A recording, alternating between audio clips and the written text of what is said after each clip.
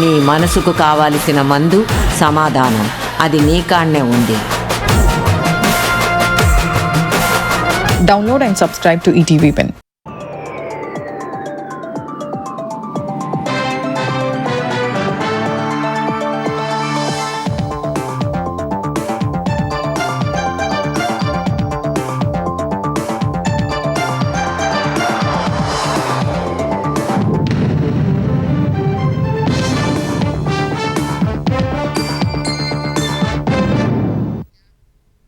నమస్కారం, ETV news కి స్వాగతం. ముందుగా ముఖ్యాంశాలు. పాలమూరు రంగారెడ్డి ప్రాజెక్టులో భారీ అవినీతి జరిగిందన్న రేవంత్, విచారణ జరిపిస్తామనే బీఆర్ఎస్ సెంటిమెంట్ రాజేస్తోందని ధ్వజం. పాలమూరు ఎత్తిపోతలకు 7 అనుమతులు తెచ్చామన్న హరీష్, అసత్యాలతో ప్రభుత్వం ప్రజలను మభ్యపెడుతోందని విమర్శ.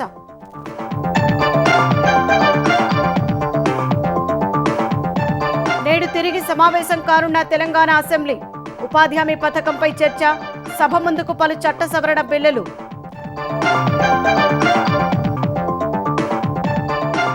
ఏపీలో నేటి నుంచి పట్టాదారు పాస్ పుస్తకాల పంపిణీ, గ్రామ సభల ద్వారా రైతులకు అందజేత. ఈ నెల 9న భారీ బహిరంగ సభ. బీసీ రక్షణ చట్టం ముసాయిదా సిద్ధం చేసిన అధికారులు, దాడులకు పాల్పడితే జైలు శిక్ష, ముందస్తు బెయిల్ రాకుండా నిబంధనలు. నకిలీ మద్యం కేసులో జోగి అద్దేపల్లి సోదరుల గుట్టురట్టు, కలిసే కుట్ర పడినారని కోర్టుకు సాంకేతిక ఆధారాలు సమర్పించిన సెట్. బళ్ళారిలో గాలి జనార్దన్ రెడ్డి ఇంటి ముందు కాల్పులు, ఒకరి మృతి, కాంగ్రెస్ ఎమ్మెల్యే పనేనని మాజీ మంత్రి ఆరోపణలు.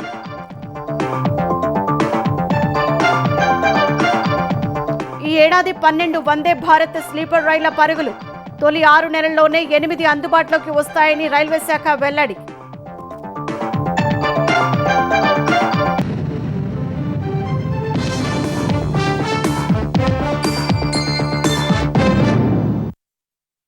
పాలమూరు రంగారెడ్డి ప్రాజెక్టును జూరాల నుంచి శ్రీశైలానికి మార్చడంలో లోతైన అవినీతి పునాదులు ఉన్నాయని సీఎం రేవంత్ రెడ్డి ఆరోపించారు.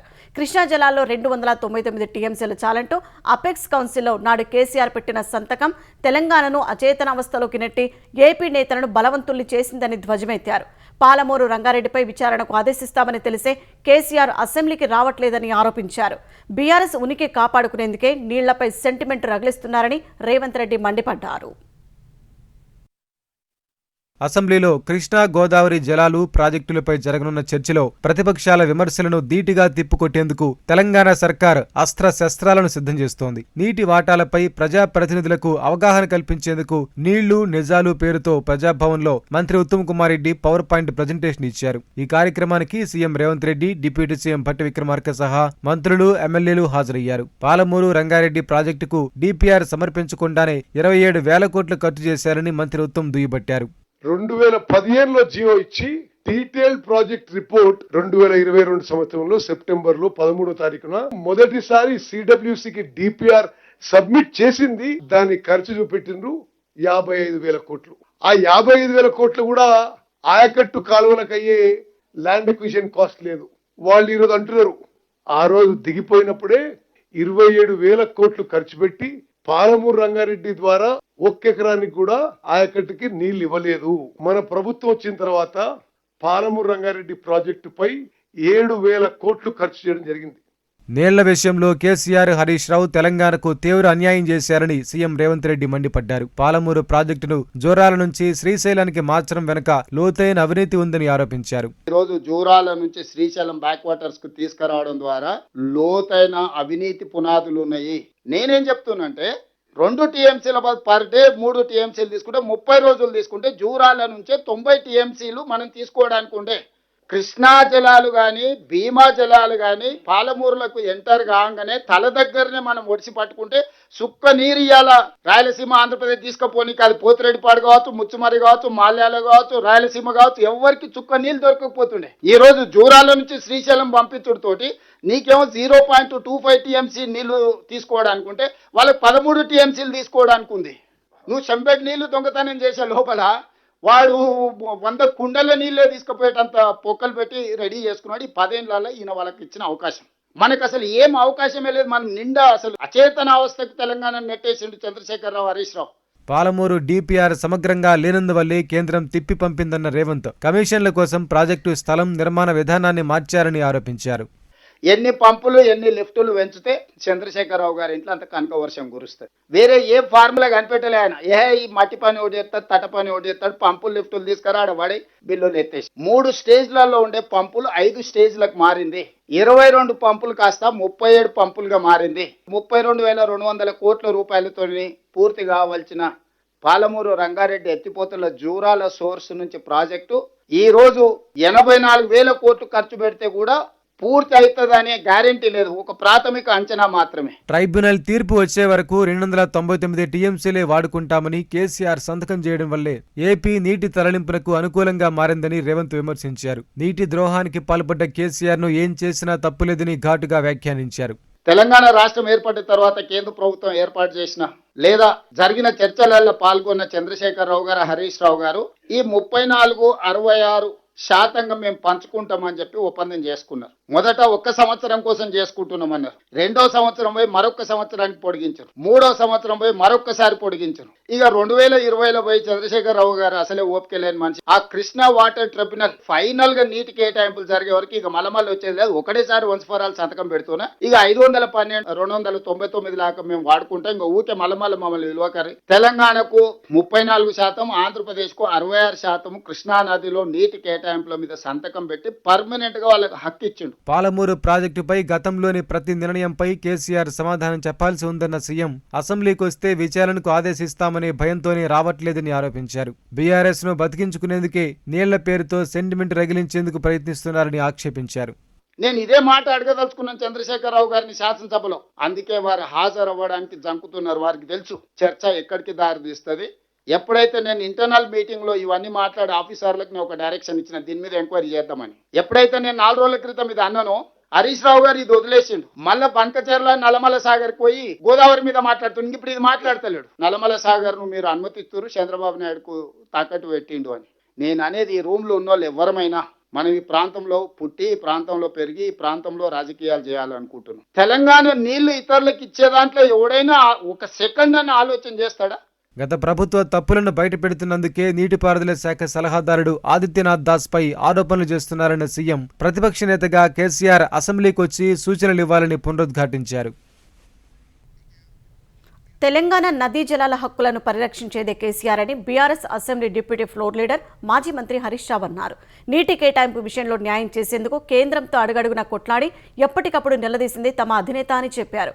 తమ హయాంలో పాలమూరు రంగారెడ్డి ప్రాజెక్టుకు 7 అనుమతులు సాధించామని, గత 2 ఏళ్ల కాంగ్రెస్ పాలనలో కనీసం 1 అనుమతైనా తెచ్చారా అని ప్రశ్నించారు.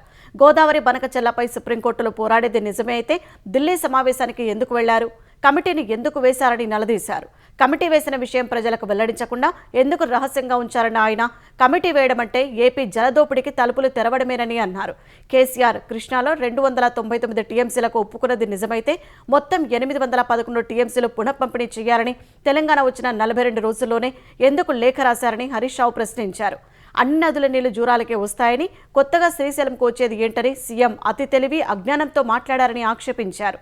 తుంగభద్ర అనే నది ఉందన్న విషయం, ఆ నది ద్వారా 450 నుంచి 600 టీఎంసీలు ఏటా శ్రీశైలం జలాశయానికి వస్తాయనే కనీస జ్ఞానం సీఎంకు లేదని హరీష్ రావు విమర్శించారు. తెలంగాణ అసెంబ్లీ సమావేశాలు 3 రోజుల విరామం తర్వాత ఇవాళ తిరిగి ప్రారంభం కానున్నాయి.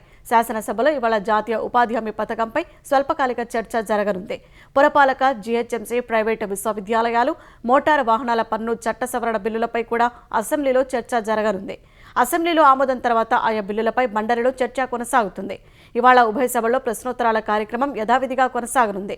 గత నెల 29న శాసనసభ, శాసన మండలిలో జరిగిన బిజినెస్ అడ్వైజరీ కమిటీలలో తీసుకున్న నిర్ణయాలను సీఎం రేవంత్ రెడ్డి ఉభయ సభల ముందు ఉంచుతారు. ఆంధ్రప్రదేశ్లో నేటి నుంచి రైతులకు కొత్త పట్టాదారు పాస్ పుస్తకాలు పంపిణీ చేయనున్నారు. గతంలో జగన్ ఫోటోతో జారీ చేసిన పాస్ పుస్తకాల్లో తప్పిదాలను సవరించి ప్రభుత్వ రాజముద్ర సహా క్యూఆర్ కోడ్స్తో కూడిన పాస్బుక్స్ అందించనున్నారు. వైసీపీ హయాంలో ముద్రించిన పాస్ పుస్తకాలను తప్పులు సరిదిద్దేందుకు కూటమి ప్రభుత్వం 6,688 గ్రామాల్లో రీసర్వే చేసింది. వెబ్లాండ్లోని వివరాలతో 21,80,000 కొత్త పట్టాదారు పాస్ పుస్తకాలు ముద్రించింది. జగన్ బొమ్మ స్థానంలో ప్రభుత్వ రాజముద్ర QR కోడ్లు ముద్రించింది. ఈ నెల 9 వరకు వీటిని అందించనుంది. ప్రతి గ్రామంలో రెవెన్యూ గ్రామ సభ ఏర్పాటు చేసి స్థానిక ప్రజాప్రతినిధుల సమక్షంలో రెవెన్యూ సిబ్బంది పాస్ పుస్తకాలను ఉచితంగా పంపిణీ చేస్తారు. ఏ రోజున పంపిణీ చేస్తారో రైతులకు అవగాహన కోసం గ్రామాల్లో ముందే చాటింపు వేస్తారు. పాస్ పుస్తకం ఇచ్చేటప్పుడు రైతుల వేలిముద్రతో పాటు రిజిస్టర్లో సంతకం తప్పనిసరిగా తీసుకోవాలని ప్రభుత్వం ఆదేశించింది. స్థానిక VRO రైతుల ఈ KYCని తప్పకుండా పూర్తి చేయాలని సూచించింది.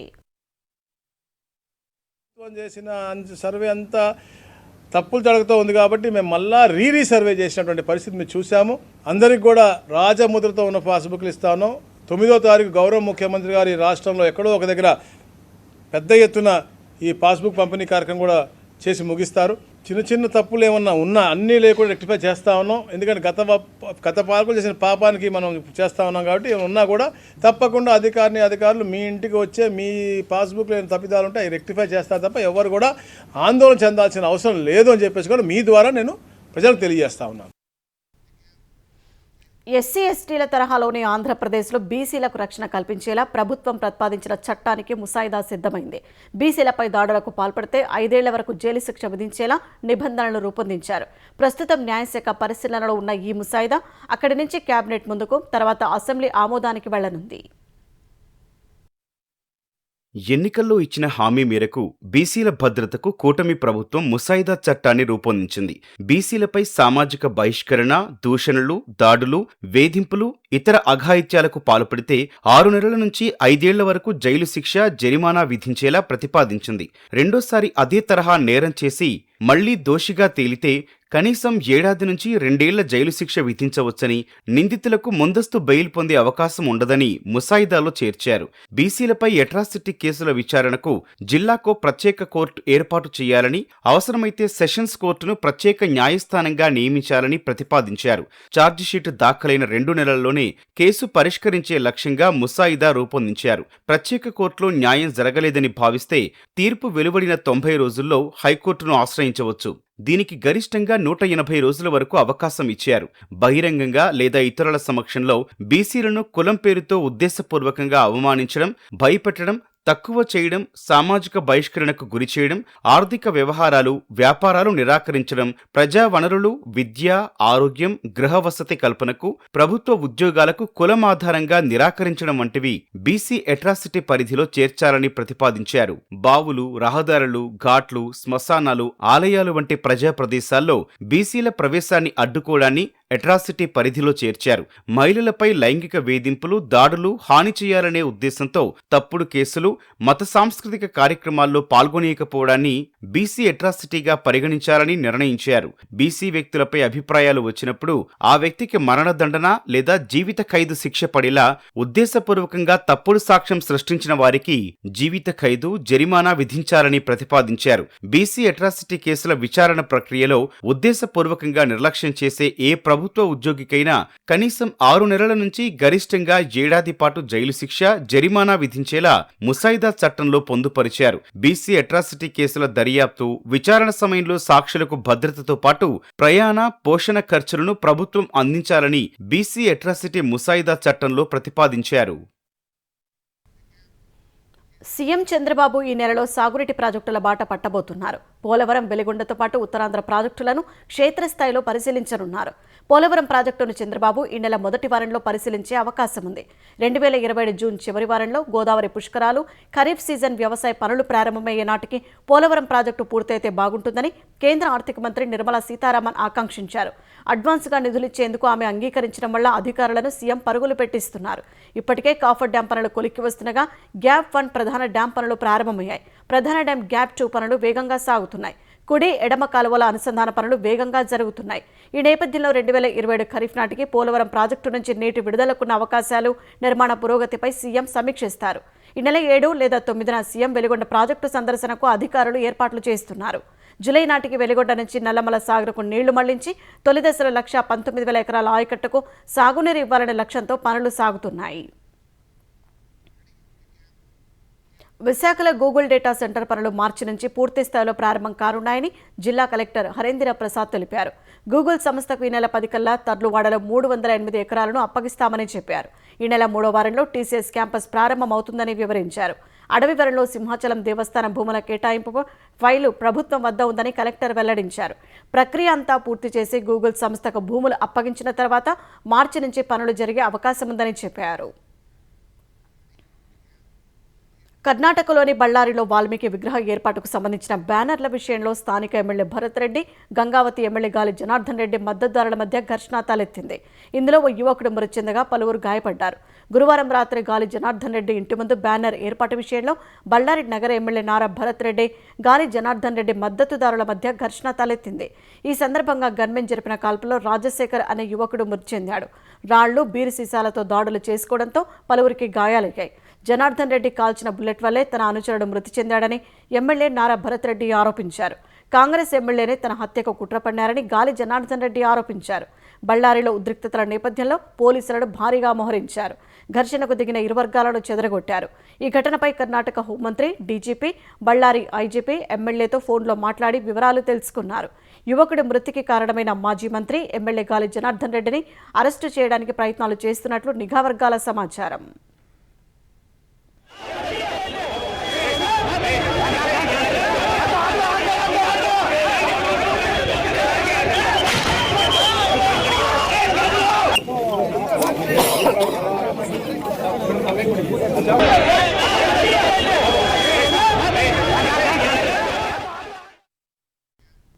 నకిలీ మద్యం తయారీ నిందితులతో సంబంధం లేదని వైసీపీ నేత జోగి రమేష్ ఎంత బుకాయించినా శాస్త్రీయ ఆధారాలతో వారి బంధాన్ని సెట్ బయటపెట్టింది. జోగి, అద్దెపల్లి సోదరుల ఆర్థిక అరాచక బంధాలపై సాంకేతిక ఆధారాలు సేకరించింది. నకిలీ మద్యం వ్యవహారంలో జోగి రమేష్, రాము ముఖ్య పాత్ర పోషించారని కోర్టులో సమర్పించిన అనుబంధ ఛార్జిషీట్లో సిట్ పేర్కొంది.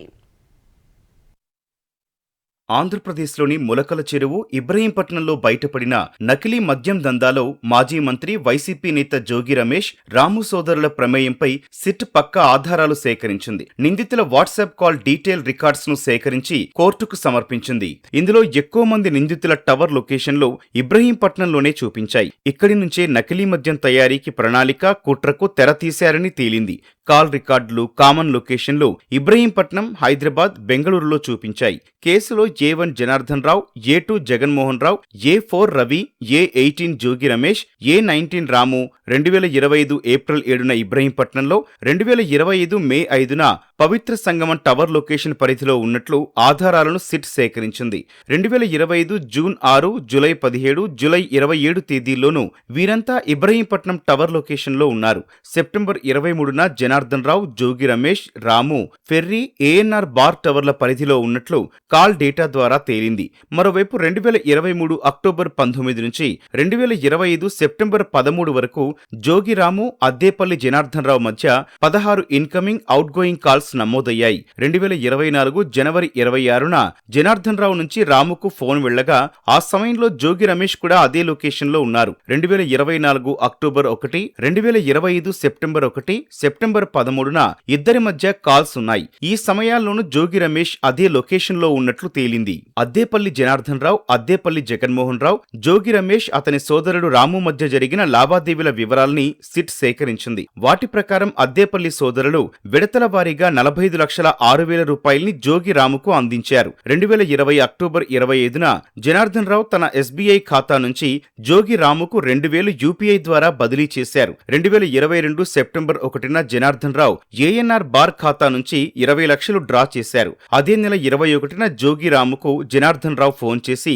ఇబ్రహీంపట్నం వద్ద ఈ మొత్తాన్ని అందజేసినట్లు సిట్ ఆధారాల్లో వెల్లడైంది. ప్రధాన నిందితుల మధ్య ఆర్థిక లావాదేవీలకు మధ్యవర్తిగా కేసులో 4వ నిందితుడు రవి వ్యవహరించారు. స్పిరిట్, ఎసెన్స్ సరఫరా చేసిన బాలాజీ, అతని కుమారుడు సుదర్శన్కు మూతలు, సీసాలు సరఫరా చేసిన ముత్తా మనోజ్ కుమార్, దారబోయిన ప్రసాద్ కు నకిలీ లేబుళ్లు తయారు చేసి సరఫరా చేసిన తలారి రంగయ్య, తాండ్ర రమేష్, అల్లాబక్ష్, చెక్కా సతీష్ కు UPI బ్యాంకు ఖాతా బదిలీల ద్వారా నగదు పంపారు.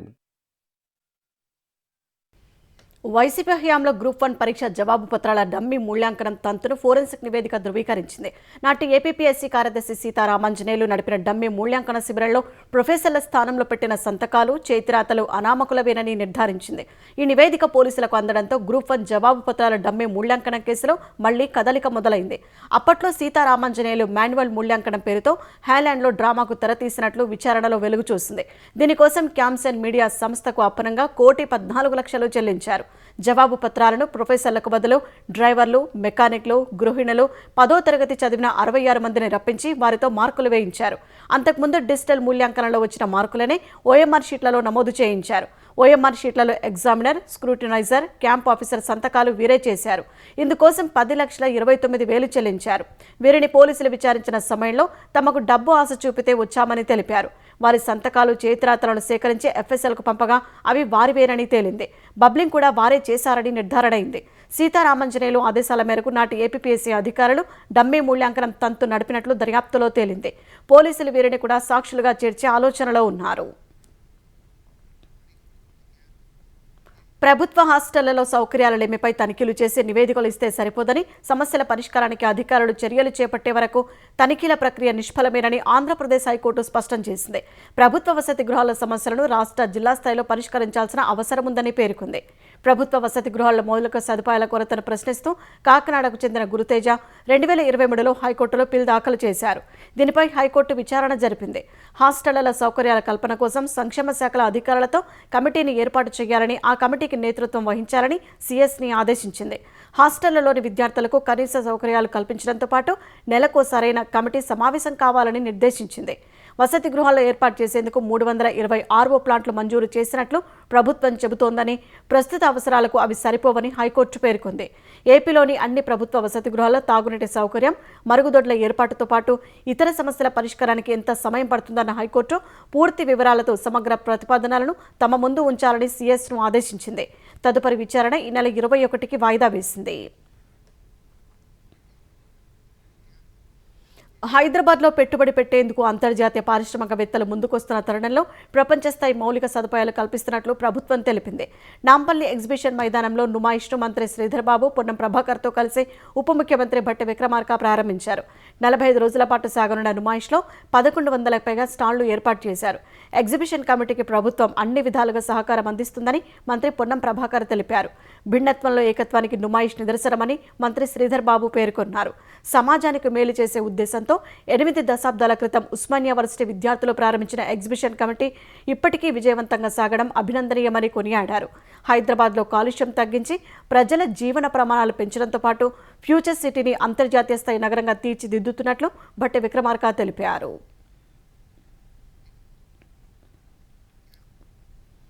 తెలంగాణలో 1,00,000 మంది మహిళలను కోటీశ్వరులను చేసే కార్యక్రమంలో భాగంగా స్వయం సహాయక సంఘాలకు ప్రభుత్వం పాల డైరీని కేటాయించనుంది. పైలట్ ప్రాజెక్టును మధిర నియోజకవర్గంలో చేపట్టేందుకు నిధులు మంజూరు చేసింది. మధిరలో మహిళా సంఘాల ఇందిరా డైరీ కోసం 124 కోట్లు మంజూరు చేస్తూ ఉత్తర్వులు జారీ చేసింది. బీసీ సహకార ఫైనాన్స్ కార్పొరేషన్ నుంచి ఈ నిధులు కేటాయించింది. పాడి పశువులు కొనుగోలు చేసేందుకు ఒక్క యూనిట్కు 2 లక్షల రూపాయలు మంజూరు చేయనుంది. ఇప్పటికే మహిళా సంఘాలకు పెట్రోల్ బంకులు, ఆర్టీసీ బస్సులు, స్కూల్ యూనిఫామ్ల తయారీ, సౌర విద్యుత్ వంటి ప్రాజెక్టులను అప్పగించింది. హైదరాబాద్లో అశోక్ నగర్ నుంచి దోమలగూడ వైపు నిర్మించిన హుస్సేన్ సాగర్ నాల లింక్ బ్రిడ్జి నేడు అందుబాటులోకి రానుంది. జిల్లా ఇన్ఛార్జి మంత్రి పొన్నం ప్రభాకర్ ఈ వంతెనను ప్రారంభించనున్నారు. చిక్కడపల్లి నుంచి అశోక్ నగర్, దోమలగూడను కలిపే లింక్ బ్రిడ్జి మీదుగా దోమలగూడ నుంచి లిబర్టీ జీహెచ్ఎంసీ ఆఫీస్ వరకు ఈ బ్రిడ్జి ఉంటుంది. కొత్త సంవత్సరం వేళ రష్యా ఆక్రమిత భూభాగంలో భారీ డ్రోన్ దాడి జరిగింది. ఖేర్సన్ ప్రాంతంలోని కోర్లీ గ్రామంలో ఉన్న హోటల్ కేఫ్ను 3 డ్రోన్లు తాకగా 24 మంది ప్రాణాలు కోల్పోయారు. 50 మందికి పైగా గాయపడ్డారు. ఈ వివరాల్ని రష్యా అధికారులు వెల్లడించారు. ఉక్రెయిన్ దాడికి పాల్పడిన సమయంలో అక్కడి ప్రజలు నూతన సంవత్సర వేడుకల్లో నిమగ్నమై ఉన్నారని చెప్పారు. రష్యాలోని పలు ప్రాంతాల్లో ఉక్రెయిన్ ప్రయోగించిన డ్రోన్లను గగనతల రక్షణ వ్యవస్థలు అడ్డుకున్నాయని తెలిపారు. ఈ ఘటనలతో భద్రతా కారణాల దృష్ట్యా విమానాశ్రయాలను తాత్కాలికంగా మూసివేశామని రష్యా అధికారులు వెల్లడించారు. ఈ ఏడాది మొత్తం 12 వందే భారత్ స్లీపర్ రైళ్లు అందుబాటులోకి వస్తాయని రైల్వే శాఖ మంత్రి అశ్విని వైష్ణవ్ తెలిపారు. తొలి 6 నెలల్లో 8 రైళ్లు సిద్ధమవుతాయని, మిగతావి ఆ తర్వాత అందుబాటులోకి వస్తాయని చెప్పారు. తొలి వందే భారత్ స్లీపర్ రైలు కోల్కతా, గువాహటిల మధ్య అందుబాటులోకి రానుందని ఢిల్లీలో జరిగిన ఓ కార్యక్రమంలో అశ్విని వైష్ణవ్ వెల్లడించారు. ఈ నెల 18 లేదా 19న ప్రధాని నరేంద్ర మోదీ ఆ రైలును ప్రారంభిస్తారని తెలిపారు. ప్రస్తుతం కోల్కతా, గువాహటి మధ్య విమాన ప్రయాణానికి 6 నుంచి 8 వేలు ఖర్చవుతోందని తెలిపిన రైల్వే మంత్రి వందే భారత్ స్లీపర్లో థర్డ్ ఏసీలో టికెట్ ధర ఆహారంతో కలిపి సుమారు 2300 ఉంటుందని చెప్పారు. సెకండ్ ఏసీ టికెట్ ధర సుమారు 3000, ఫస్ట్ ఏసీ ధర సుమారు 3600 ఉండొచ్చని తెలిపారు. మధ్యతరగతిని దృష్టిలో పెట్టుకుని టికెట్ ధరలు నిర్ణయించినట్లు వెల్లడించారు. గంటకు 180 కిలోమీటర్ల వేగంతో దూసుకెళ్లేలా వందే భారత్ స్లీపర్ రైళ్లను రూపొందించారు. అయితే ప్రస్తుతానికి 120 నుంచి 130 కిలోమీటర్ల వేగంతో నడిపిస్తామని రైల్వే శాఖ తెలిపింది. ఫాస్టాగ్ వినియోగదారులకు ఊరట కల్పిస్తూ జాతీయ రహదారుల ప్రాధికార సంస్థ NHAI కీలక నిర్ణయం తీసుకుంది. కార్లు, జీప్లు, వ్యాన్లకు కొత్తగా జారీ చేసే ఫాస్టాగ్లకు నో యువర్ వెహికల్ KYV ప్రక్రియను నిలుపుదల చేసింది. ఫిబ్రవరి 1 నుంచి నిబంధన అమల్లోకి వస్తుందని NHAI తెలిపింది. దీనివల్ల లక్షలాది మంది యూజర్లకు ప్రయోజనం కలగనుంది. వాహనానికి సంబంధించిన అన్ని పత్రాలు ఉన్నప్పటికీ KYV ప్రక్రియ కారణంగా ఫాస్టాగ్ యాక్టివేషన్లో జాప్యం జరుగుతున్నట్లు గుర్తించిన NHAI ఈ నిబంధనను తొలగించింది. ఇప్పటికే కార్లకు జారీ చేసిన ఫాస్టాగ్లకు కూడా KYV అవసరం లేదని NHAI స్పష్టం చేసింది. ఫాస్టాగ్ను సరిగా అతికించకపోవడం, దుర్వినియోగం వంటి సందర్భాల్లో మాత్రమే KYV అవసరం పడుతుంది. బ్యాంకులు ఫాస్టాగ్ ఇష్యూ చేసేటప్పుడే వాహన డేటాబేస్లో వివరాలను వెరిఫై చేసి యాక్టివేట్ చేస్తారు. ఫాస్టాగ్ సరైన వాహనానికి లింక్ చేసి ఉందా, విండ్షీల్డ్కు సరిగా అతికించారా లేదా అనేది తెలుసుకోవడం KYV ప్రధాన లక్ష్యం. ఈ ప్రక్రియలో వాహనదారులు వాహనం ముందు సైడ్ వ్యూ ఫోటోలు, RC, విండ్షీల్డ్కు అతికించిన ఫాస్టాగ్ స్టిక్కర్ల ఫోటోలను అప్లోడ్ చేయాల్సి ఉంటుంది. KYV నిబంధన తొలగింపుతో ఆ ఇబ్బంది తొలగనుంది.